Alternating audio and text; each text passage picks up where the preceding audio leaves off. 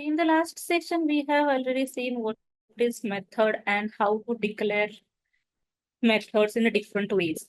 Okay. And today we are going to see the practical examples of all these four types of declaration ways. First one is with no return type and no parameter. We have already seen these in student class, but still I am going to show you all these method declaration ways in different another class. Okay. So I have created one class that is a method declaration base where we will write these methods. Okay. So first type is no return type, no parameter. I am going to create one method. The public accessibility. Return type, no return type means always we should give as void. Then the name of the method. The name of the method I am going to give as print, or I will use sing. Okay, it shouldn't have any written type, so I'm keeping these brackets as blank. We are providing implementation to this method, that means definition to this method. Simply one statement I am going to write it here, that is system.out.println singing. एक सिर्फ एक मैंने method बनाई है जिसका return type कुछ नहीं है, मतलब ये मेथड कुछ रिटर्न नहीं कर दिया, that means we are giving void as a return type. Okay, name of the method, इसको कुछ भी पैरामीटर्स मतलब कुछ इनपुट्स नहीं होने चाहिए, तो ये जो ब्रैकेट है इस ब्रैकेट में मैंने कुछ नहीं दिया है, that is nothing but we are creating a first declaration based method, no return type no parameter. ठीक है, इम्प्लीमेंटेशन देना जरूरी है, हमेशा ब्लैंक नहीं छोड़ सकते. अगर आपको छोड़ना है आप छोड़ सकते हो, बट ब्रैकेट्स देना कंपलसरी होता है. ठीक है, सेकेंड है no return type. So again मैं पब्लिक एक्सेसिबिलिटी के साथ मेथड लिख रही हूँ. पब्लिक रिटर्न टाइप कुछ नहीं देना है, मतलब वो वॉइड होना चाहिए. अभी इसको कुछ पैरामीटर आने वाला है, विथ पैरामीटर मेथड है, पैरामीटर आने वाला है, तो आप जो पैरामीटर है वो हमारा डिस्प्ले मेथड का इनपुट रहेगा. ठीक है, सो कौन से टाइप का इनपुट आपको एक्सपेक्टेड है इस मेथड को, वो आपको स्पेसिफाई करना होता है. जो डेटा इनपुट आने वाला है उसको एक वेरिएबल में स्टोर करना होता है ऑफ सेम टाइप. तो मैं एक्सपेक्ट कर रही हूँ एक स्ट्रिंग डेटा, तो मैंने एक वेरिएबल बनाया है जिसका डेटा टाइप स्ट्रिंग है एंड डेटा उस वेरिएबल का नाम है. So whatever data I am going to receive here as input to this method. जब भी आप पैरामीटर बोलते हो, पैरामीटर कितने भी हो सकते हैं, number of parameters you can give, all these are input to the method. ये हमेशा इनपुट रहते हैं. इसके ऊपर अगर आपको कुछ काम करना है तो आप कर सकते हो. इसमें मैं सिर्फ और सिर्फ एक ये जो डेटा मुझे यहाँ पे इनपुट आने वाला है इस मेथड को, वो मैं डिस्प्ले करने वाली हूँ ऑन दी स्क्रीन. ओके, तो ये हमारा सेकेंड मेथड हुआ है no return type with parameter. इसमें आप कोई भी एक्सेसिबिलिटी दे सकते हो. मतलब प्राइवेट दे सकते हो, पब्लिक दे सकते हो, प्रोटेक्टेड दे सकते हो, डिफॉल्ट रख सकते हो. मैंने ये दोनों मेथड्स जो है वो पब्लिक एक्सेसिबिलिटी के साथ दिए हैं. नॉट कंपलसरी कि आपको यही एक्सेस स्पेसिफायर देना है, आप कोई भी एक्सेस स्पेसिफायर दे सकते हो, बट जब भी रिटर्न टाइप नहीं है मतलब हमेशा आपको वॉइड में देना होगा. ठीक है, जैसे कि मेन मेथड कुछ भी रिटर्न नहीं करती है, तो इस मेथड को भी हमने वॉइड ही दिया है. एंड इस मेथड को एक पैरामीटर आ रहा है जो है आपका स्ट्रिंग एरे. तो जैसे हमने एक वेरिएबल यहाँ पे दिया है स्ट्रिंग टाइप का, वैसे आप एरे भी इसको पास कर सकते हो, अनदर ऑब्जेक्ट भी आप पास कर सकते हो. ठीक है, anything you can pass to the method, कुछ भी आप पास कर सकते हो as a parameter to the method. जो पैरामीटर है वो नथिंग बट आपका मेथड का इनपुट रहेगा.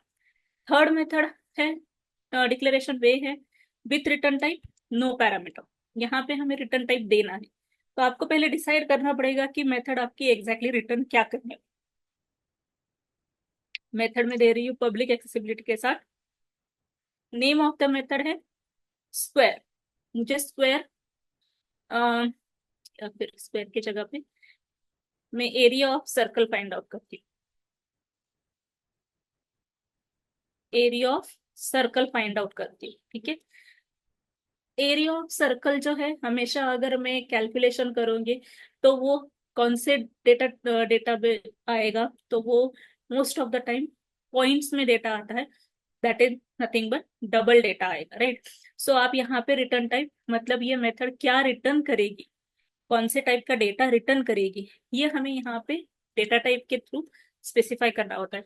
तो रिटर्न टाइप आप कुछ भी दे सकते हो, जैसे कि अ, हमारे प्रिमिटिव डेटा टाइप्स है, नॉन प्रिमिटिव डेटा टाइप्स मतलब क्लास के नेम्स भी दे सकते हो, एरे दे सकते हो, एनीथिंग, जो भी मेथड जो भी डेटा रिटर्न करने वाली है, कौन जिस टाइप का भी डेटा रिटर्न करने वाली है, वो आपको यहाँ पे देना होता है। जो रिटर्न टाइप आप दे रहे हो वही टाइप का डेटा आपका रिटर्न होना चाहिए मेथड से। हमेशा ये याद ध्यान में रखो कि रिटर्न टाइप बहुत इंपॉर्टेंट होता है, आप क्या रिटर्न कर रहे हो उसके बेसिस के ऊपर।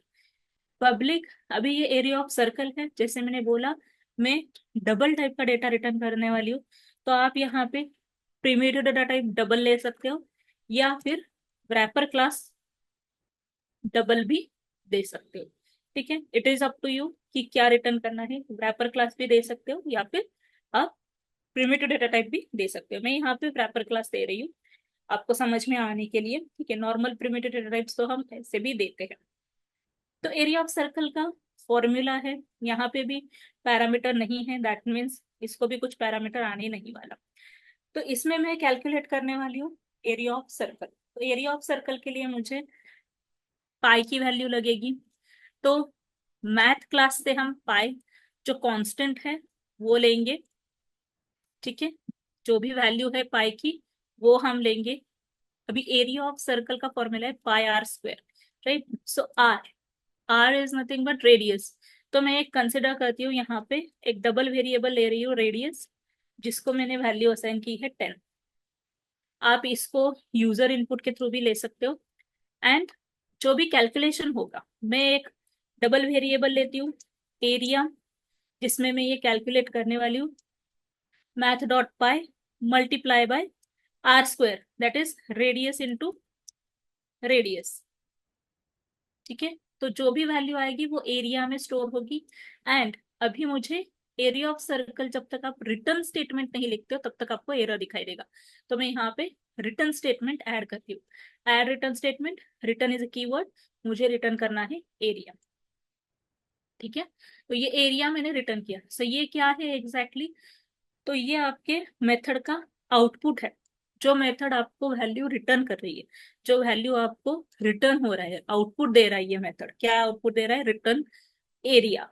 एरिया वेरिएबल में जो भी वैल्यू आएगा वो रिटर्न हो रहा है, ठीक है। So this is the third declaration way with return type no parameter. Last one is with return type with parameter. इसमें भी मैं पब्लिक ही एक्सेसिबिलिटी दे रही हूँ। यहाँ पे मैं primitive type integer return type लेती हूँ and I am calculating square, ठीक है। जो भी मुझे नंबर एज ए इनपुट आने वाला है टू दिस मेथड, ये मेरा इनपुट है, इस नंबर का मुझे स्क्वायर कैलकुलेट करके इस मेथड से रिटर्न करना है, ठीक है। तो ये स्क्वायर मेथड जो है कैलकुलेशन करेगा स्क्वायर का, कौन कौन से नंबर के स्क्वायर का, जो एन वेरिएबल आ रहा है, एन वेरिएबल में जो भी वैल्यू आएगी इनपुट उसका, ठीक है। तो मैं यहाँ पे रिटर्न ऐड करती हूँ एन इंटू एन, स्क्वायर है मतलब मल्टीप्लाई करना है, ठीक है। तो ये कैलकुलेट होके जो भी वैल्यू है वो आपकी आउटपुट आएगी इस मेथड की। तो जब भी आप रिटर्न टाइप देते हो, रिटर्न टाइप अगर आपने मेथड को स्पेसिफाई किया है, तो हमेशा statement, last statement of your method, last statement of your method must be return statement, ठीक है। जब तक आप रिटर्न स्टेटमेंट नहीं देते हो तब तक आपका कोड कंप्लीट नहीं है, तब तक आपको एरर आता रहेगा। एंड हमेशा ये रिटर्न स्टेटमेंट जो है एंड स्टेटमेंट होना चाहिए आपके मेथड में। आप बीच में कभी भी रिटर्न अगर लिखते हो तो आपका प्रोग्राम वहीं पे स्टॉप होता है, ठीक है। रिटर्न के बाद अगर आपने कुछ कोड लिखा तो वो कभी भी वर्क नहीं होता, वो डेड कोड होता है। तो हमेशा याद रखो आपका रिटर्न स्टेटमेंट हमेशा एट द एंड होना चाहिए। हाँ, अगर आप कुछ कंडीशन बेसिस के ऊपर कर रहे हो, मतलब इफ एल्स स्टेटमेंट्स है, तब आप बीच में रिटर्न स्टेटमेंट्स लिख सकते हो, नो प्रॉब्लम। बट उसमें भी आपका एक लास्ट स्टेटमेंट होना चाहिए। कंडीशन बेसिस के ऊपर अगर आप रिटर्न कर रहे हो तो वो वर्क करेगा, क्योंकि जब भी आप रिटर्न स्टेटमेंट लिखते हो, आपका कंडीशन सेटिस्फाई होने के बाद अगर आप लिख रहे हो तो वो वहीं पे स्टॉप होता है, आगे का कोड एग्जीक्यूट नहीं होता। ठीक है, तो अगर आपने कुछ कोड लिखा है, सपोज मैंने यहाँ पे कुछ कोड लिखा है, तो वो कोड कभी भी वर्क नहीं करता है। ये हमेशा आपका डेड कोड रहेगा। ठीक है, ये हमेशा आपका डेड कोड रहेगा, यहाँ तक आपका कर्सर मतलब पॉइंटर जाएगा ही नहीं एग्जीक्यूशन के लिए। तो अभी ये सारे जो मेथड हमने लिखे हैं, ये सारे मेथड्स जो है सारे इंस्टेंस मेथड्स है। क्यों इंस्टेंस मेथड्स है? क्योंकि ये सारे क्लास मेथड्स है। ठीक है, ये सारे इंस्टेंस मेथड्स है। Instance methods all are for each and every instance of a class. हर एक क्लास के हर एक ऑब्जेक्ट के लिए ये सारे मेथड्स की कॉपी बनेगी। जब तक ऑब्जेक्ट नहीं क्रिएट होगा तब तक इसको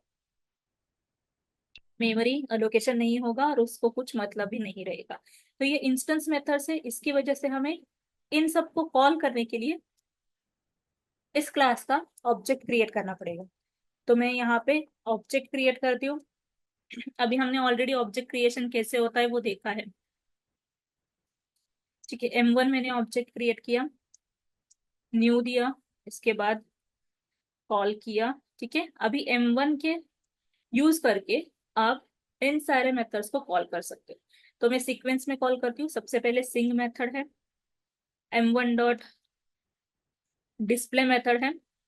ठीक है, डिस्प्ले मेथड को कुछ इनपुट देना है हमें।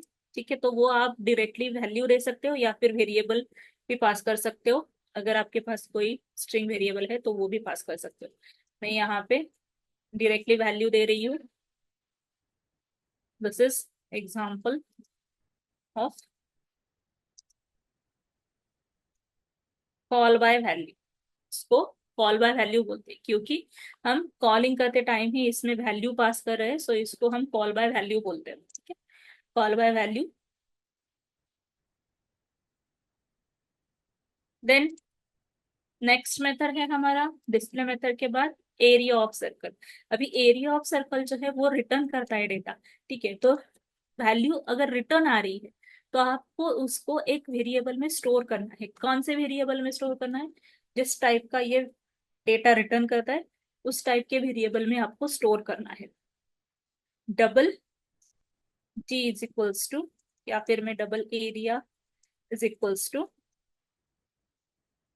सिस्टम डॉट आउट डॉट, हाँ, double area is equals to, मैं कॉल करती हूँ M1 dot area of circle.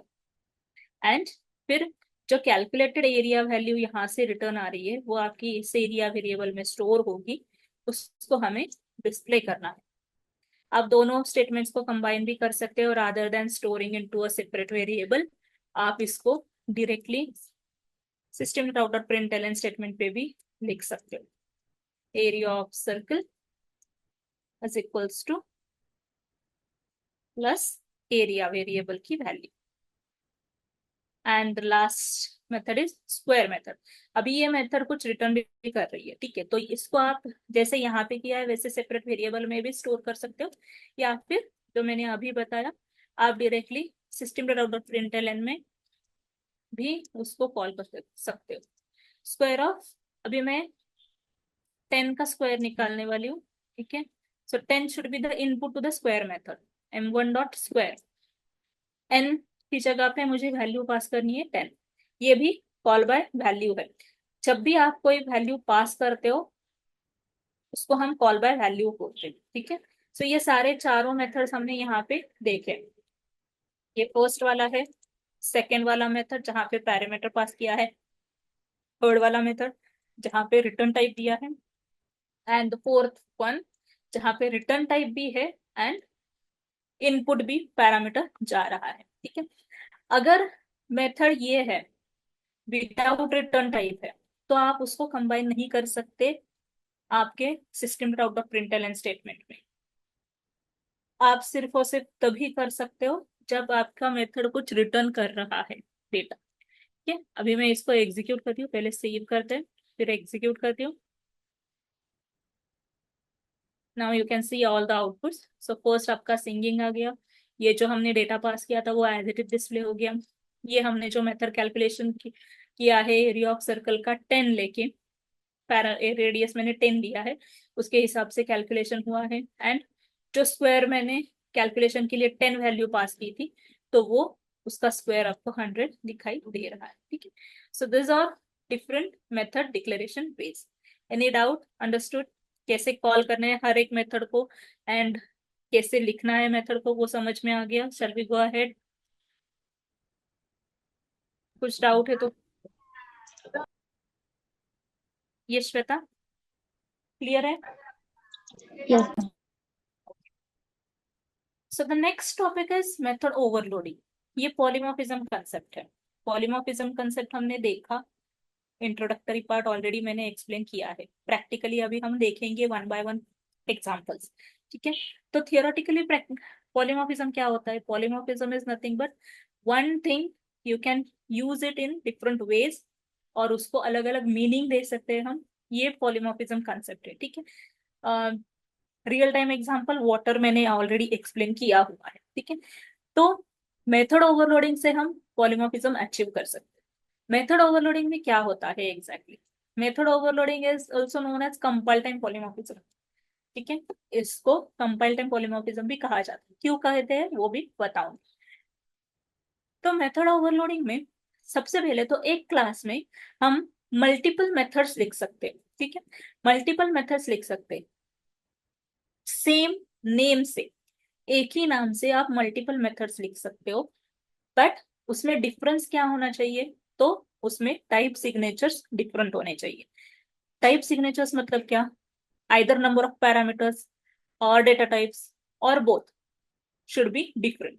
तो मेथड ओवरलोडिंग में एक क्लास में सेम नेम के मल्टीपल मेथड्स आप लिखोगे, जिसमें नंबर ऑफ पैरामीटर्स या फिर उसके डेटा टाइप्स या फिर दोनों अलग अलग हो सकते हैं। तब उस मेथड उन सारे मेथड्स को हम बोलते हैं मेथड ओवरलोडिंग। एक मेथड को ओवरलोड करना है। ठीक है, सो ये जो मेथड ओवरलोडिंग है, ये हमारा कंपाइल टाइम पे ही कंपाइलर डिसाइड करता है कि कौन सी मेथड कॉल करनी है। Based on what? Based on the type of parameters you are passing और वैल्यूज यू आर रिटर्निंग।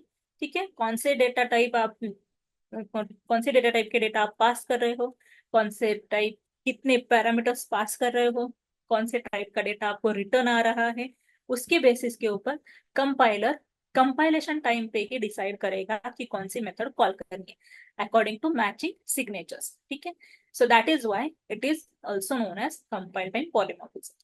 तो इसका एग्जाम्पल यहाँ पे मैंने 3 ऐड मेथड्स लिखे हैं अलग अलग वे में। यही हम प्रैक्टिकली देखेंगे कि करना कैसा है। तो मेथड ओवरलोडिंग, एक क्लास क्रिएट किया है। अभी इस क्लास में मैं मेथड्स लिखती हूँ। सेम मेथड्स लिखेंगे। सबसे पहले मैं फर्स्ट मेथड लिखती हूँ, पब्लिक वॉइड ऐड मेथड। ठीक है, इस मेथड में मैं यूज कर रही हूँ scanner object to take input, new scanner system dot in. हमने ये ऑलरेडी देखा हुआ है।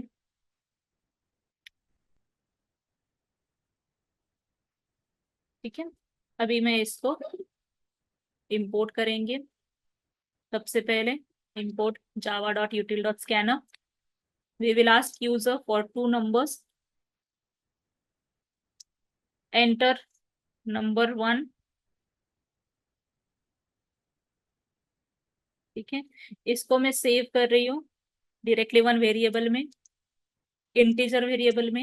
ए वेरिएबल है जिसमें मैंने सी डॉट नेक्स्ट इंट करके वैल्यू रीड कर ली। सेकेंड इनपुट मुझे लेना है सेकेंड वेरिएबल में, वो भी मैंने यहाँ पे बी वेरिएबल से वो इनपुट ले लिया। And last I am displaying addition of, मुझे ए वेरिएबल की वैल्यू एंड बी वेरिएबल की वैल्यू दोनों दिखाने हैं। And b is equals to के बाद मुझे ए प्लस बी का कैलकुलेशन करना है। ठीक है, ब्रैकेट्स दिए है क्योंकि कॉन्केटिनेशन ऑपरेशन ना हो। ठीक है, ये प्रोग्राम मैंने लिखा। जो हम नॉर्मली मेन मेथड में लिखते थे वो मैंने डायरेक्टली ऐड मेथड में लिखा। ये ऐड मेथड फर्स्ट इस तरीके से लिखी है, no return type no parameter. ठीक है, जो स्कैनर ऑब्जेक्ट है उसको मैं यहाँ पे क्लोज करती हूँ क्योंकि उसका काम कंप्लीट हो चुका है। ठीक है, तो ये एक मेथड है। सेम तरीके से मैं और एक ओवरलोडेड मेथड लिखती हूँ। अभी ये ओवरलोडेड मेथड सेम क्लास में सेम नेम से होगी बट उसका रिटर्न टाइप अलग रहेगा, पब्लिक इंटीजर ऐड। ठीक है, जिसको पैरामीटर नहीं है। यहाँ पे टाइप सिग्नेचर क्या हुई, पब्लिक तो एज इट इज है, उसका कोई मतलब नहीं है। आपका चेंज क्या होना चाहिए, return type and the method signature. ठीक है, अभी यहाँ पे ये ऐड मेथड हमने ऑलरेडी लिखी है विदाउट पैरामीटर, हमने रिटर्न टाइप चेंज किया बट ये टाइप सिग्नेचर सेम है। ठीक है, यहाँ पे parameter number of parameter same है, तो ये आपका ओवरलोड नहीं है। तो आपको ओवरलोड कब होता है, आपने रिटर्न टाइप चेंज किया, no problem with that, but यहाँ पे क्या होना चाहिए, आपका number of parameters type of parameters should be different to make this method as a overloaded method। तो ये दोनों में सेम है, यहाँ पे भी पैरामीटर्स नहीं है, यहाँ पे भी पैरामीटर्स नहीं है, तो ये वर्क नहीं करेगा, ये ओवरलोडेड मेथड नहीं है। तो इसको हमें ओवरलोडेड बनाने के लिए यू हैव टू ऐड, एक तो पैरामीटर नंबर ऑफ पैरामीटर आप ऐड करो। ठीक है, तो मैंने यहाँ पे एक वेरिएबल ऐड किया integer a as a parameter. अभी इंटीजर ए ऐड करने के बाद यहाँ का एरर चला गया। ठीक है, क्यों, क्योंकि टाइप सिग्नेचर चेंज हो गई। यहाँ पे नो पैरामीटर्स थे, यहाँ पे एक पैरामीटर ऐड हुआ है, that means method signature is changed. अभी इसको हम यूज करेंगे फॉर एडिशन पर्पज, तो मैं डायरेक्टली यही स्टेटमेंट यूज करती हूँ यहाँ पे, addition of a with a itself. ठीक है, दोनों मैंने एक ही लिया है, या फिर आप अलग भी ले सकते हो, तो मैंने ए प्लस ए किया है। ठीक है, इसको मैंने सेव नहीं किया।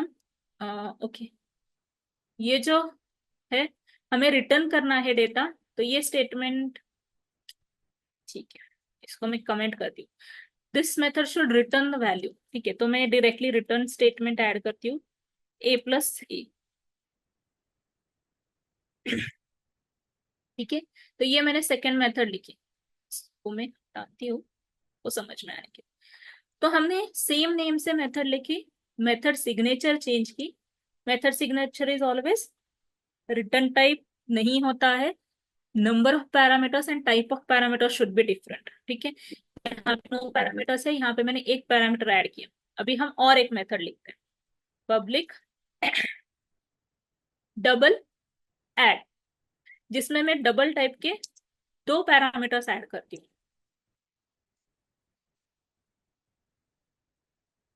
ठीक है, दो पैरामीटर्स डबल टाइप के ऐड किए, रिटर्न किया D1 प्लस D2।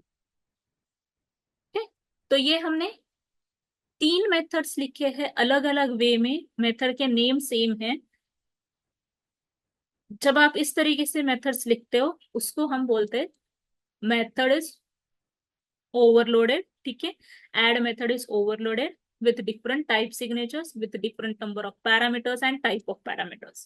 ठीक है, इसकी जगह पे अगर आपने ये डबल D2 हटा दिया एंड डबल D1 भी रखा तो भी वो वर्क करेगा, क्योंकि यहाँ पे इंटीजर टाइप का डेटा हमने लिया था और यहाँ पे हमने डेटा टाइप चेंज किया है, डबल लिया है, तो वो वर्क करेगा सिंगल पैरामीटर हो तो भी, क्योंकि type of parameter is different. ठीक है, नंबर ऑफ पैरामीटर या फिर टाइप ऑफ पैरामीटर डिफरेंट होने चाहिए, तभी उसको हम ओवरलोडेड मेथड बोलते हैं। अभी इन सारे मेथड्स को कॉल कैसे करना है, now again all these are instance methods. ठीक है, ये सारे इंस्टेंस मेथड्स हैं। तो इंस्टेंस मेथड से मतलब आपको इस क्लास का ऑब्जेक्ट क्रिएट करना पड़ेगा इन सबको कॉल करने के लिए। तो हम यहाँ पे मेथड ओवरलोडिंग क्लास का ऑब्जेक्ट क्रिएट करते हैं ओ। ठीक है, now the first method is o dot add without parameter, जिसमें हमने नंबर्स लिए हैं, इनपुट एंड कैलकुलेशन भी किया है। सेकेंड इज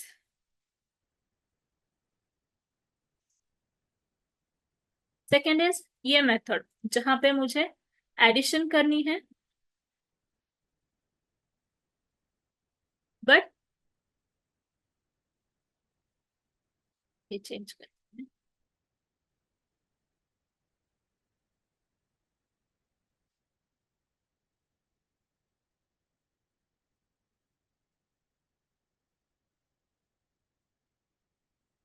अभी इस मेथड को हमें कॉल करना है, ये रिटर्न करता है डेटा इंटीजर टाइप का, दैट्स वाई मैंने उसको डायरेक्टली system.out.println में लिखा है। ठीक है, यहाँ पे ए वेरिएबल डिफाइन नहीं है, दैट इज वाई ये आपको एरर दिखा रहा है। हम यहाँ पे ए वेरिएबल क्रिएट करेंगे, तो मैं यहाँ पे मेथड ऐड को कॉल करती हूँ with a as a passing value.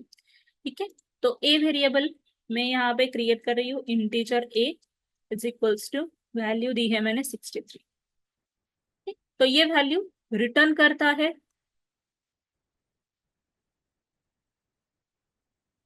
Sorry instance है, तो ओ डॉट एड हमें कॉल करना पड़ेगा विथ इंटीजर पैरामीटर। ठीक है, सेकंड है डबल पैरामीटर के लिए, तो सेम ये स्टेटमेंट मैंने लिखा, वैल्यू रिटर्न होती है, डबल रिटर्न टाइप है, दैट्स वाई मैं इसको यहाँ पे ये ऐड कर रही हूँ, D1 एंड D2। अभी ये वेरिएबल्स मैंने डिफाइन किए नहीं है, तो आपको समझ में नहीं आएगा, इसको मैं डिफाइन करती हूँ। मेथड कॉल करेंगे add again with double data type values D1 and D2। ठीक है, इन दोनों को मैं यहाँ पे डिफाइन करती हूँ, double D1 is equals to 24552, and एक ही इसमें हम दो वेरिएबल्स डिक्लेयर कर सकते हैं।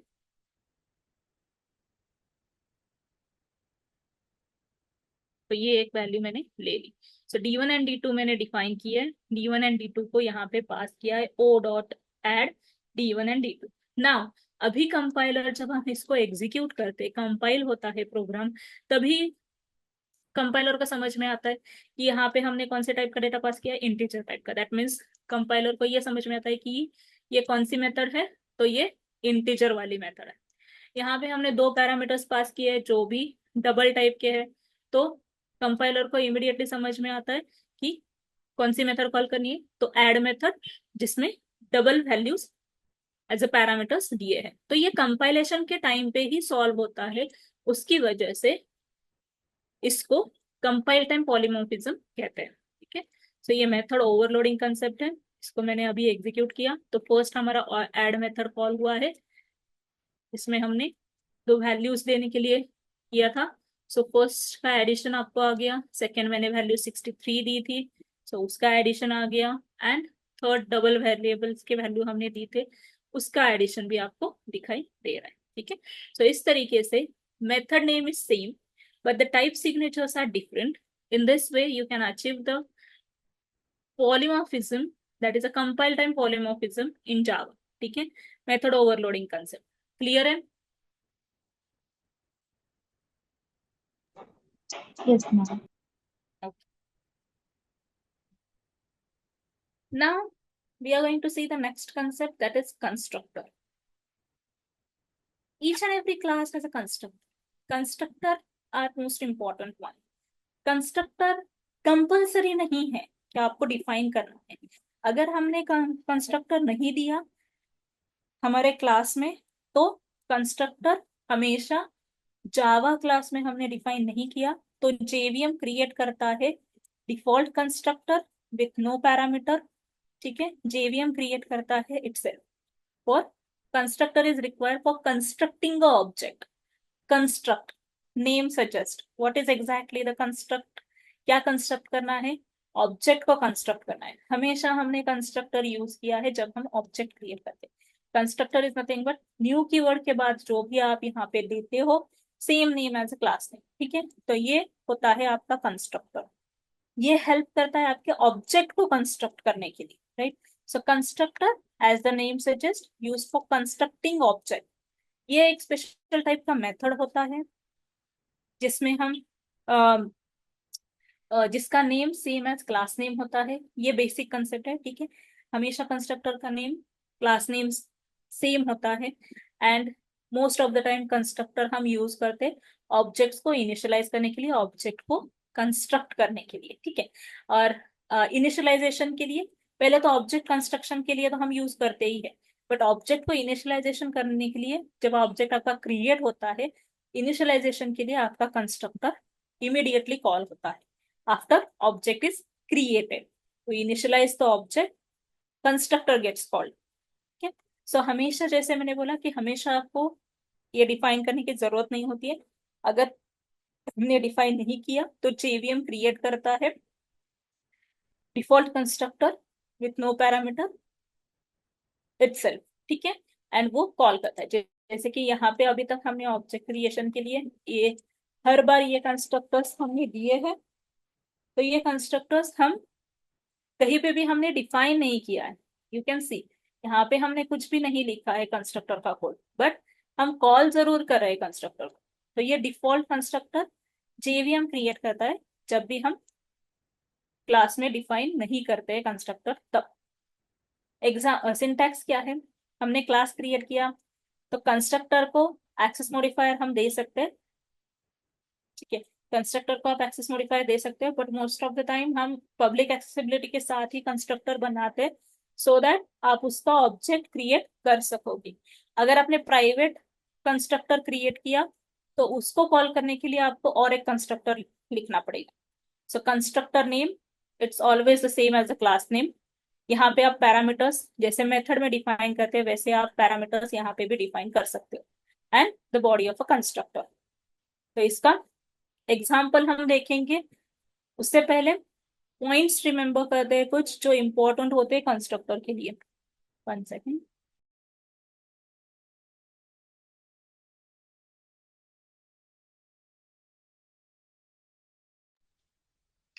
Constructor must have the same name as that of class name, ठीक है। सेम हमेशा होता है, सेम नेम होता है क्लास नेम के जैसे। कंस्ट्रक्टर कभी भी कुछ वैल्यू रिटर्न नहीं करता, it doesn't return any type of value, ठीक है। A constructor is used to create and initialize the object. हमेशा कंस्ट्रक्टर हमारा इनिशियलाइजेशन के लिए यूज होता है। Whenever we create an object by new keyword, then the JVM internally invokes a constructor.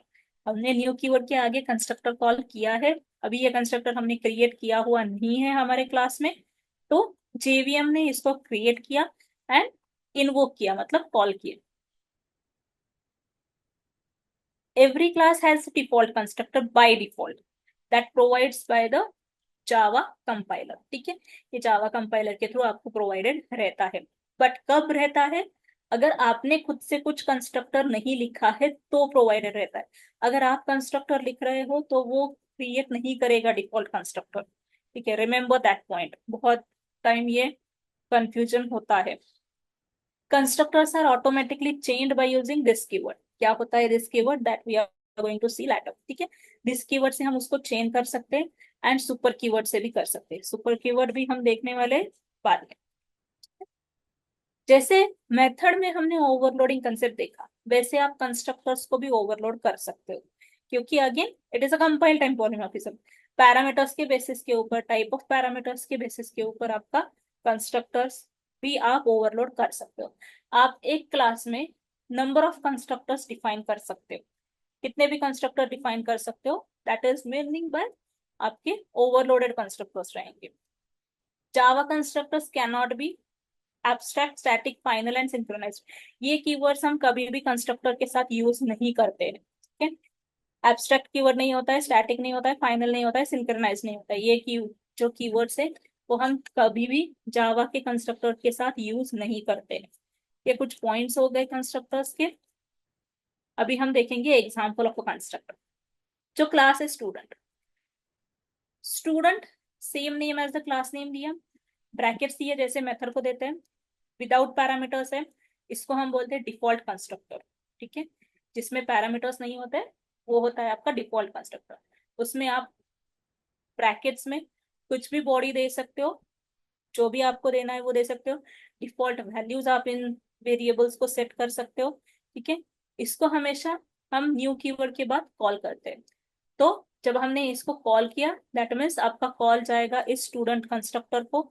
इस body में आपने जो भी स्टेटमेंट्स लिखे हैं वो सारे आपके एग्जीक्यूट हो जाएंगे। ठीक है, ये एग्जाम्पल है कंस्ट्रक्टर का। इसको हम देखेंगे वन बाय वन। सो उससे पहले types of constructors देखेंगे। there are two types of constructors: no argument, that is a default constructor, and parameterized constructor। ठीक है, तो डिफॉल्ट कंस्ट्रक्टर मतलब जैसे हमने मेथड देखी no return type no parameter, same वैसे ही होता है, जिसको पैरामीटर्स नहीं होता है बट कंस्ट्रक्टर कुछ भी वैल्यू रिटर्न नहीं करता है कभी भी। सो इसको रिटर्न टाइप वगैरह देने की जरूरत कभी नहीं होती है। ठीक है, so constructor that has no parameter is also known as no argument constructor और डिफॉल्ट कंस्ट्रक्टर। जिसमें पैरामीटर्स आप पास करते हो, जैसे मेथड्स को पास किए, इनपुट्स हम दे रहे थे, राइट, वैसे ही हम यहाँ पे इनपुट्स दे सकते हैं। वो इनपुट्स आपके रहेंगे एंड उन्हीं इनपुट्स के लिए हम यूज करते हैं आपका पैरामीटराइज कंस्ट्रक्टर। ठीक है, सो आप कितने भी पैरामीटराइज कंस्ट्रक्टर दे सकते हो। सेकेंड पॉइंट है यहाँ पे आपका, अगर हमने डिफॉल्ट कंस्ट्रक्टर नहीं क्रिएट किया या फिर कोई भी कंस्ट्रक्टर नहीं क्रिएट किया हमारे क्लास में, एनी टाइप ऑफ कंस्ट्रक्टर, ठीक है, कौन सा भी, डिफॉल्ट हो या पैरामीटराइज हो, कौन सा भी कंस्ट्रक्टर अगर हमने नहीं लिखा है क्लास में, तो कंपाइलर क्रिएट करता है हमेशा डिफॉल्ट कंस्ट्रक्टर। ठीक है, तभी का डिफॉल्ट कंस्ट्रक्टर क्रिएट होता है कंपाइलर के थ्रू, दैट इज जेवीएम के थ्रू।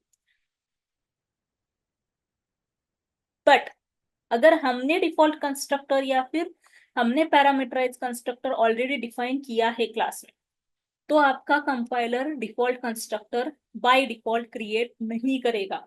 ठीक है, पैरामीटराइज कंस्ट्रक्टर हम यूज करते हैं most of the time to initialize the values to the fields. Fields मतलब आपके इंस्टेंस वेरिएबल्स जो है उनको वैल्यूज देने के लिए हम मोस्टली इन पैरामीटराइज कंस्ट्रक्टर को यूज करते हैं। ठीक है, parameterize constructor is use to initialize values to the fields और इनिशियलाइज हाँ आपके इंस्टेंस वेरिएबल्स जो है उसको वैल्यूज देने के लिए यूज करते हैं।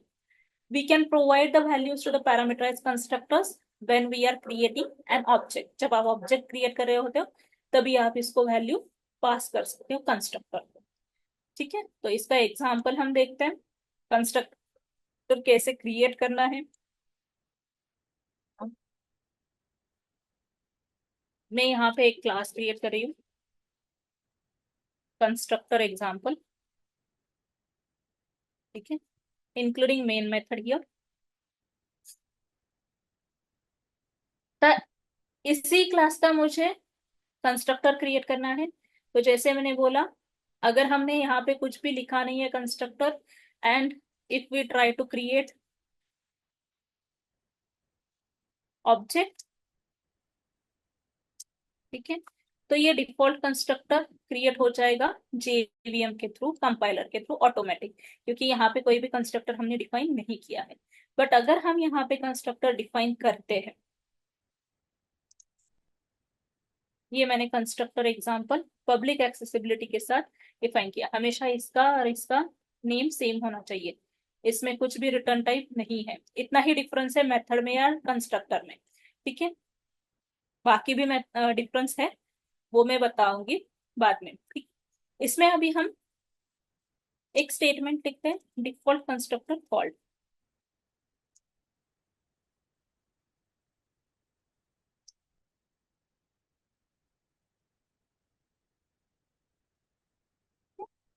अभी अगर ये मैंने किया, ऑब्जेक्ट क्रिएट किया, न्यू कीवर्ड के बाद कंस्ट्रक्टर का नाम दिया है, तो आपका हमेशा यहाँ पे कॉल जाएगा इस कंस्ट्रक्टर को एंड इसके अंदर जो भी बॉडी आपने लिखी है वो एग्जीक्यूट हो जाएगी। इसको एग्जीक्यूट करके दिखाती हूँ।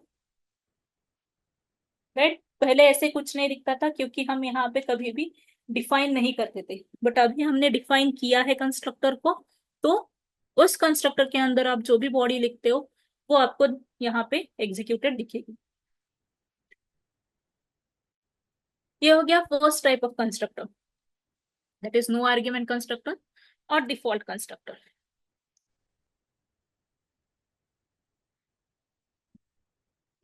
सेकेंड टाइप है पैरामीटराइज कंस्ट्रक्टर।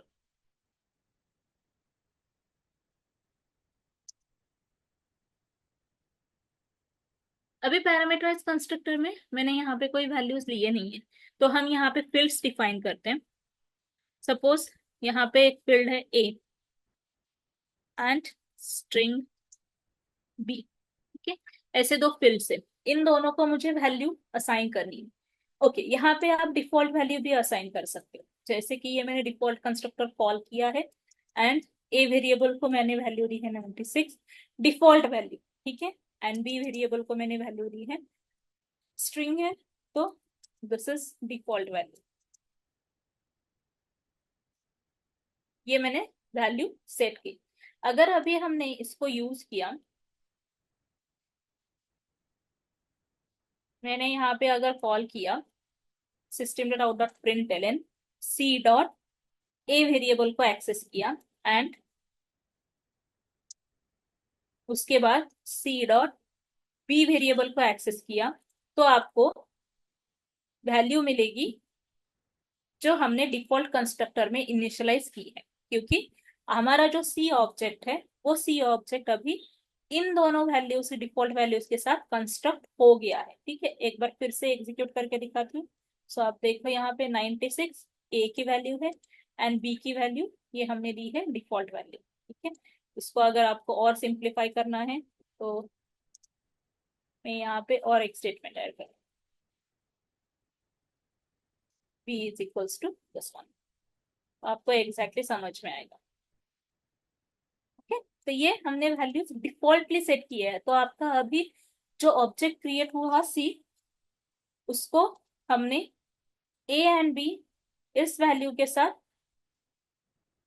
कंस्ट्रक्ट किया हुआ है। ठीक है, सेम तरीके से हम पैरामीटराइज कंस्ट्रक्टर लिखें।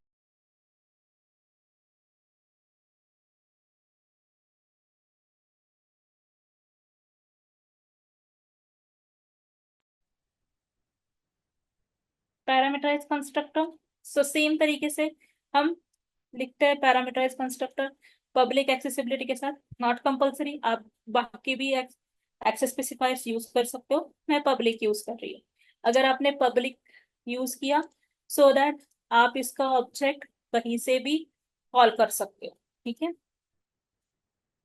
सो यहाँ पे मैं दो पैरामीटर्स पास करती हूँ सेम टाइप के, एक इंटीजर टाइप का है, एक्स वैल्यू में दे रही हूँ, यहाँ पे वेरिएबल नेम एक्स दे रही हूँ, एंड दूसरा स्ट्रिंग टाइप का है जिसको मैंने एस दिया है, वेरिएबल वैल्यू एस दिया है। तो ये जो पैरामीटर्स आ रहे हैं इन्हीं वैल्यूज को मुझे सेट करना है इन फील्ड्स के लिए, तो वो कैसे करेंगे हम, तो आप directly A is equal to X कर सकते हो, मतलब एक्स वेरिएबल में जो भी वैल्यू आएगी वो ए वेरिएबल को असाइन होगी। वैसे ही डी वेरिएबल को हमें वैल्यू असाइन करनी है एक्स वेरिएबल की। तो इस तरीके से हम पैरामीटराइज कंस्ट्रक्टर यूज कर सकते हैं। अभी देखो हमने same constructors with different parameters लिखे हैं, तो ये आपका कंसेप्ट यहाँ पे कंस्ट्रक्टर ओवरलोडिंग का भी हो गया है। ठीक है, कंस्ट्रक्टर ओवरलोडिंग भी यहाँ पे मैंने दिखाया, फिर भी एक्सप्लेन में करती हूँ बाद में। तो ये कंस्ट्रक्टर ओवरलोड हो गए आपके। अभी हम और एक ऑब्जेक्ट क्रिएट करते हैं, सेम ऑब्जेक्ट आप इसी ऑब्जेक्ट के थ्रू हम इस कंस्ट्रक्टर को कॉल नहीं कर सकते, एक बार एक ही कंस्ट्रक्टर कॉल होगा, आइदर पैरामीटराइज कंस्ट्रक्टर कॉल करो या फिर डिफॉल्ट कंस्ट्रक्टर कॉल करो। ठीक है, ऑब्जेक्ट क्रिएशन के टाइम तो ऑब्जेक्ट उसी कंस्ट्रक्टर को कॉल करेगा according to the parameters given. ठीक है, तो यहाँ पे अगर मैंने कंस्ट्रक्टर्स एग्जाम्पल दूसरा ऑब्जेक्ट क्रिएट कर रही हूँ जिसके थ्रू हम पैरामीटराइज कंस्ट्रक्टर को कॉल करेंगे, मैं यहाँ पे दो वैल्यूज पास करती हूँ, दिस इज पैरामीटराइज्ड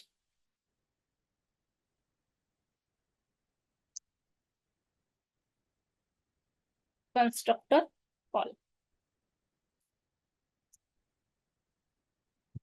और यहाँ पे भी मैं इसी तरीके से एक स्टेटमेंट लिखती हूँ,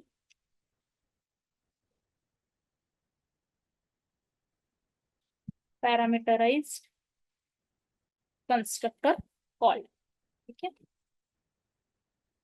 तो C1 ऑब्जेक्ट जो है अभी हमारा इन दो वैल्यूज के साथ कंस्ट्रक्ट हो चुका है, तो इन दोनों वैल्यूज को हम देखेंगे डायरेक्टली। अगर ये सेम स्टेटमेंट मैंने यहाँ पे डिस्प्ले किया, सिर्फ ऑब्जेक्ट का नेम हमें चेंज करना पड़ेगा क्योंकि ये जो डिफॉल्ट वैल्यूज है वो सी ऑब्जेक्ट के लिए कंस्ट्रक्ट हो चुके हैं। C1 ऑब्जेक्ट के लिए वैल्यूज हमने जो यहाँ पे पैरामीटर्स में पास किए हैं वो है, ठीक है, क्योंकि हर एक ऑब्जेक्ट के फील्ड्स मतलब इंस्टेंस वेरिएबल्स की एंड इंस्टेंस मेथड्स की खुद की कॉपी होती है, ये हमने पढ़ा है। ये इंस्टेंस वेरिएबल्स है, ठीक है। एंड जो ये एक्स एंड एस वेरिएबल्स है ये आपके लोकल वेरिएबल्स है, क्योंकि इसका स्कोप सिर्फ इसी कंस्ट्रक्टर में रहेगा। इसके अलावा आप इन दोनों वेरिएबल्स को एक्सेस नहीं कर सकते, ठीक है। तो इसको हम एग्जीक्यूट करते हैं। सो देखो यहाँ पे जो हमने वैल्यूज दिए थे 63 एंड ये पैरामीटराइज कंस्ट्रक्टर कॉल है, ये हमने यहाँ पे डिफाइन किया था। वही वैल्यूज ए वेरिएबल के लिए एंड बी वेरिएबल के लिए सेव हो गई। एंड जो डिफॉल्ट कंस्ट्रक्टर में हमने डिफॉल्ट वैल्यूज दिए थे वो वैल्यूज सी ऑब्जेक्ट के लिए सेट हो गई। तो आपका जो ऑब्जेक्ट कंस्ट्रक्ट हुआ वो डिफॉल्ट वैल्यूज के साथ हुआ अगर आपने डिफॉल्ट कंस्ट्रक्टर कॉल किया। अगर आपने पैरामीटराइज कंस्ट्रक्टर में पैरामीटर्स पास किए हैं तो उन वैल्यूज के साथ आपका ऑब्जेक्ट इनिशियलाइज होता है, ठीक है। ये डिफरेंस है दोनों में। हमेशा याद रखो आप दोनों में से कोई भी एक कंस्ट्रक्टर कॉल कर सकते हो एट अ टाइम। आपका ऑब्जेक्ट कंस्ट्रक्ट एक ही टाइम एक ही इसके थ्रू होता है। क्लियर है constructor till here? Any doubt? दोनों टाइप समझ में आ गए, default constructor and parameterize constructor. So same constructor overloading concept है जहां पे हम मल्टीपल कंस्ट्रक्टर्स लिख सकते हैं differentiated on the basis of number of parameters. यहाँ पे जो हमने लिखा है वो आपका कंस्ट्रक्टर ओवरलोडिंग भी है। तो ये आपके ओवरलोडेड कंस्ट्रक्टर्स है, ठीक है। एट ए टाइम आप एक ही कंस्ट्रक्टर कॉल करोगे एंड इसको हम मल्टीपल कंस्ट्रक्टर्स लिख सकते हैं।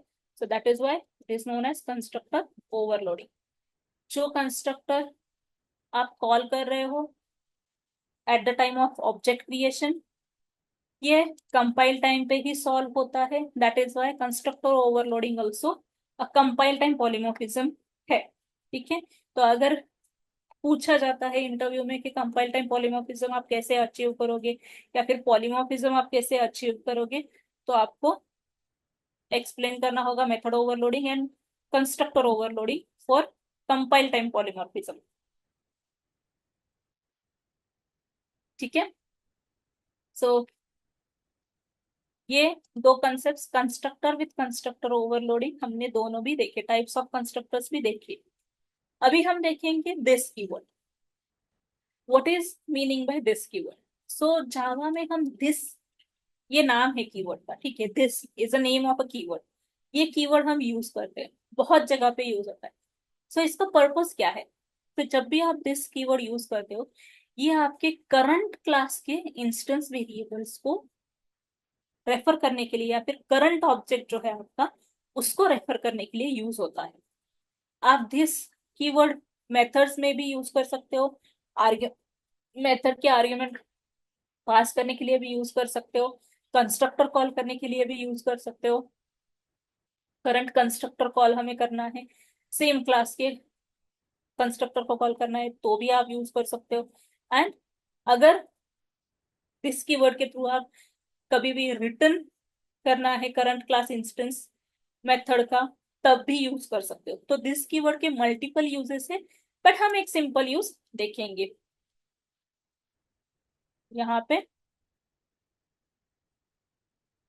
मैं एक क्लास क्रिएट करती हूँ जिसमें हम constructor overloading and this keyword देखेंगे।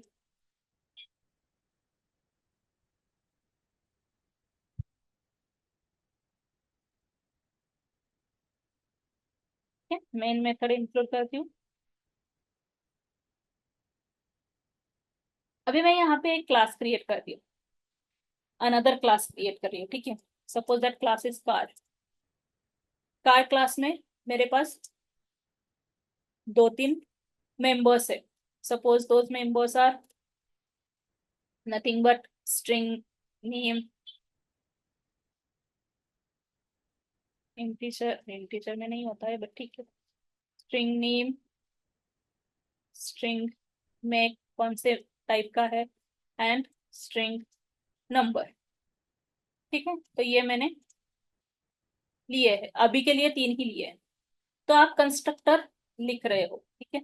तो एक सिंपल वे है कंस्ट्रक्टर क्रिएट करने का। यहाँ से आप राइट क्लिक करो, सोर्स में जाओ, सोर्स में जाने के बाद आप यहाँ पे generate constructor from super class select करो एंड जनरेट करो।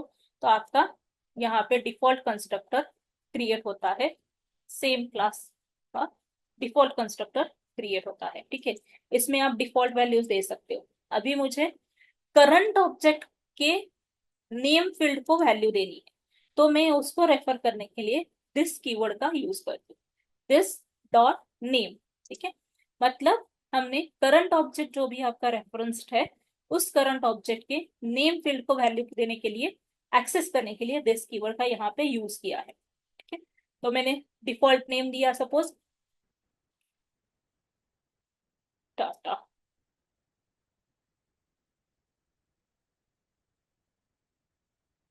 ठीक है। दिस डॉट मेक, मतलब मेक फील्ड है, उसको मुझे देना है, मेक है टाटा, ठीक है। यहाँ पे मैंने दिया। एंड लास्ट है दिस डॉट नंबर। अभी नंबर मैंने दिया है, कुछ वैल्यू आप दे सकते हो, DL10 BT, ये वैल्यू मैंने दी है, एक वैल्यू ऐसे ही दी है। तो ये वैल्यू सेट हो जाएंगे, किसको सेट हो जाएंगे, जो करंट हमारा रेफरेंस ऑब्जेक्ट रहेगा, जो करंट इंस्टेंस है, उसी के 3 फील्ड्स को वैल्यूज असाइन होंगे यहाँ पे। और एक स्टेटमेंट लिखती हूँ, system dot out dot println default constructor called,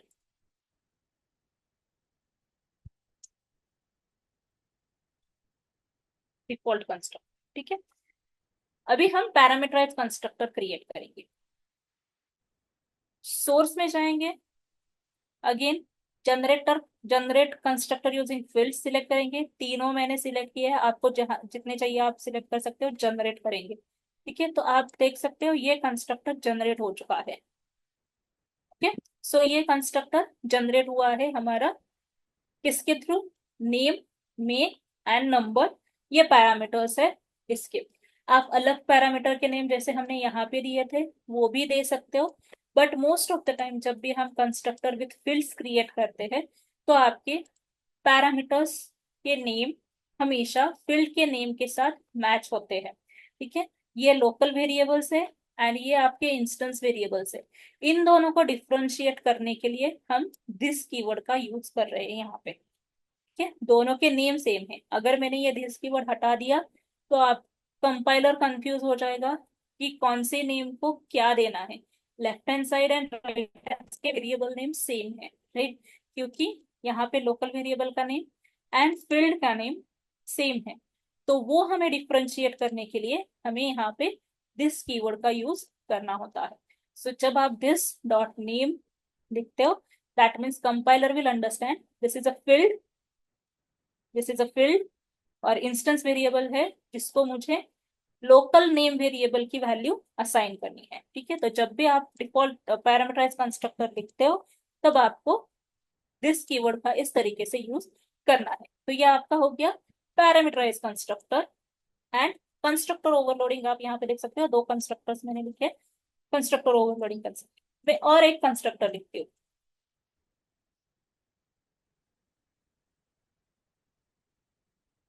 public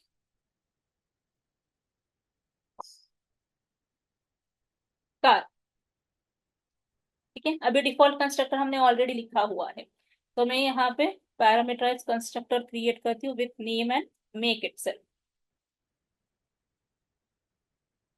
ठीक है, नेम एंड मेक इटसेल्फ। अभी मेरे पास ये 2 पैरामीटर्स ऑलरेडी है, ठीक है। ये 2 पैरामीटर्स मेरे पास, मैंने ये अगर कंस्ट्रक्टर क्रिएट किया पहले एंड ये बाद में कर रही हूँ, ठीक है। तो ये 2 स्टेटमेंट्स जो है मैं कॉपी करती हूँ, यहाँ पे डालती हूँ, ओके। इसमें सिर्फ ये एक न्यू पैरामीटर ऐड हुआ है, ओके। ये इन दोनों मेंबर्स के साथ मैंने ऑलरेडी एक कंस्ट्रक्टर क्रिएट किया हुआ है, तो मुझे ये स्टेटमेंट्स लिखने की जरूरत नहीं है। इंस्टेड ऑफ दैट, मैं यूजिंग दिस कीवर्ड इस कंस्ट्रक्टर को कॉल कर सकती हो। कैसे कॉल करना है, तो यहाँ पे आप डायरेक्टली इस नेम वेरिएबल को एंड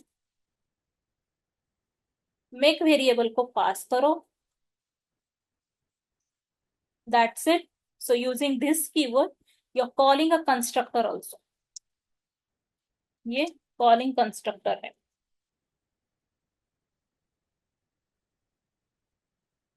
ठीक है। ये दिस कीवर्ड के थ्रू हमने कंस्ट्रक्टर को कॉल किया। ये जो दिस कीवर्ड है ये आपका यूज हो रहा है डिफरेंशिएट करने के लिए, differentiate between field and parameter में, ठीक है। ये दो अलग अलग तरीके से, तीनों अलग अलग तरीके से हमने दिस कीवर्ड को यूज किया, ठीक है। तो अभी इन सबको कॉल कैसे होता है, सिंपल तरीका है। आप ऑब्जेक्ट क्रिएट करो। मैंने कार का ऑब्जेक्ट क्रिएट किया, c is equals to, at a time हम एक ही यूज करते हैं, राइट। तो ये मैंने ये स्टेटमेंट में हर जगह पे ऐड करती हूँ, टू पैरामीटर्स कंस्ट्रक्टर।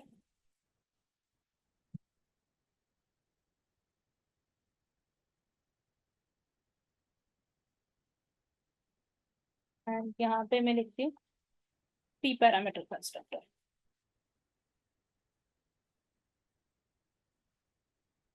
सॉरी, हाँ, जब भी आपको दिस कीवर्ड के थ्रू कॉल करना होता है वो आपका स्टेटमेंट पहले होना चाहिए, ठीक है। वो स्टेटमेंट आपका पहले होना चाहिए। अगर आपने पहले कुछ अलग लिखा, जैसे मैंने अभी ये system dot out of println statement लिखा था, फिर दिस कीवर्ड के थ्रू कॉल किया था, तो वो एग्जीक्यूट नहीं हो रहा था, एरर दिखा रहा था। तो ये सी ऑब्जेक्ट के थ्रू मैंने डिफॉल्ट कंस्ट्रक्टर को कॉल किया। सब कुछ आपको दिखाई देगा, यहाँ पे कुछ करने की जरूरत नहीं। मैं और एक ऑब्जेक्ट क्रिएट करती हूँ, car C1 is equals to new. यहाँ पे मैंने दूसरा वाला कंस्ट्रक्टर लिया, जहां पे मैं पास करती हूँ नेम,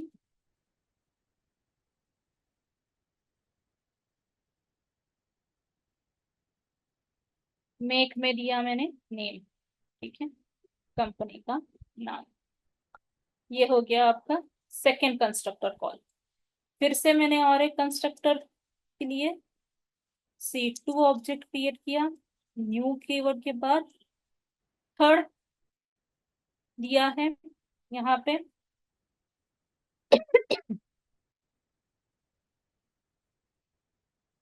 मेक दिया,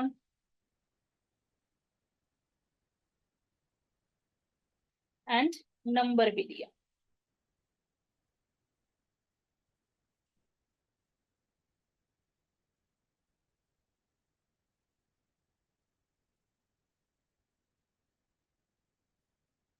ये मैंने इस तरीके से नंबर दिया है, बस।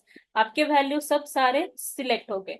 अभी जब आप इसको system dot out of println में सिर्फ सी प्रिंट करोगे, तब आपको जो डिफॉल्ट वैल्यूज है वो सारे डिस्प्ले हो जाएंगे।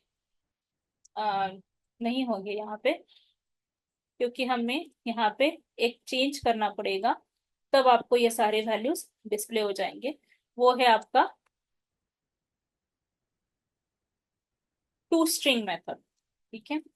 सो अभी हमने देखा है कि C1 एंड C2, हमने ये तो सारे मेथड्स तो देख लिए। अभी ये इंस्टेंस वेरिएबल्स के वैल्यूज अगर मुझे डिस्प्ले करने हैं तो हमें एक तो डिस्प्ले मेथड लिखनी पड़ती, बट इंस्टेड ऑफ दैट जावा का ऑब्जेक्ट क्लास जो है वो आपको प्रोवाइड करता है टू स्ट्रिंग मेथड। जो टू स्ट्रिंग मेथड है हम जनरेट कर सकते हैं, जो स्ट्रिंग रिटर्न करता है। ये टू स्ट्रिंग मेथड ओवरराइडेड मेथड है। कि ओवरराइडेड मेथड, जब ओवरराइड कंसेप्ट हम पढ़ेंगे तब समझ में आ जाएगा। ये ऑब्जेक्ट क्लास की मेथड है, जिस ये मेथड आपको स्ट्रिंग डेटा रिटर्न करती है। क्या रिटर्न करती है, तो आपका ऑब्जेक्ट का स्ट्रिंग रिप्रेजेंटेशन, मतलब आपके सारे जो मेंबर्स है क्लास के, उनके वैल्यूज सेट करके आपको दिखाएगी। अगर आपने ये टू स्ट्रिंग मेथड जनरेट किया तो आप directly system dot out dot println statement में ऑब्जेक्ट का नाम दे सकते हो। Otherwise it will only give you the ID of the object, जो हर एक ऑब्जेक्ट के लिए डिफरेंट होता है। इसको मैं एग्जीक्यूट करती हूँ। सो देखो यहाँ पे ये डिफॉल्ट कंस्ट्रक्टर कॉल हुआ, ये वैल्यूज डिफॉल्ट सेट हो गए। टू पैरामीटर कंस्ट्रक्टर है जिसमें मैंने नेम एंड मेक ही दिया है, नंबर हमारा मैंने दिया नहीं है, that's why it is null. तो देखो यहाँ पे टू पैरामीटर कंस्ट्रक्टर भी कॉल हुआ, थ्री पैरामीटर कंस्ट्रक्टर भी कॉल हुआ, एंड ये वैल्यूज सेट हो गए। ये दिस कीवर्ड के थ्रू हमने किया है। तो दिस कीवर्ड के थ्रू हमने नेम एंड मेक इस कंस्ट्रक्टर को पास किए, यहाँ पे सेट किया, एंड सिर्फ नंबर जो है वो इस कंस्ट्रक्टर में सेट किया है। दैट्स वाई आपको इस तरीके से आउटपुट दिख रहा है। Two parameterize constructor, then three parameterize constructor. Okay, so this is all about constructor overloading and this keyword. Clear है? Any doubt?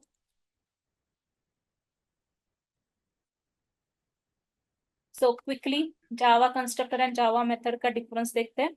Constructor used to initialize the state of an object. Method हमेशा behavior के लिए होता है object के। Constructor जो है कभी भी return type नहीं होता है, but Java में हमें return type देना होता है या फिर उसको हमें void देना होता है।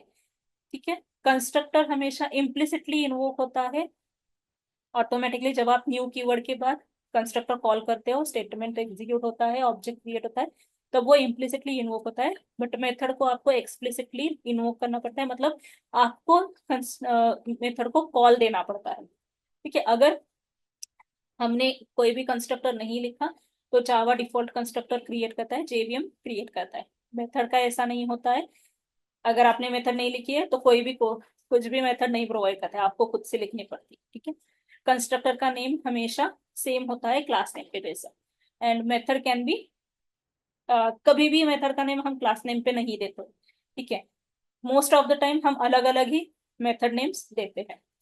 ठीक है, so this is all about constructor, constructor overloading and this keyword. ठीक है, clear? Any doubt? So we will end our session for today here, and we will continue in the next session. Thank you. Bye.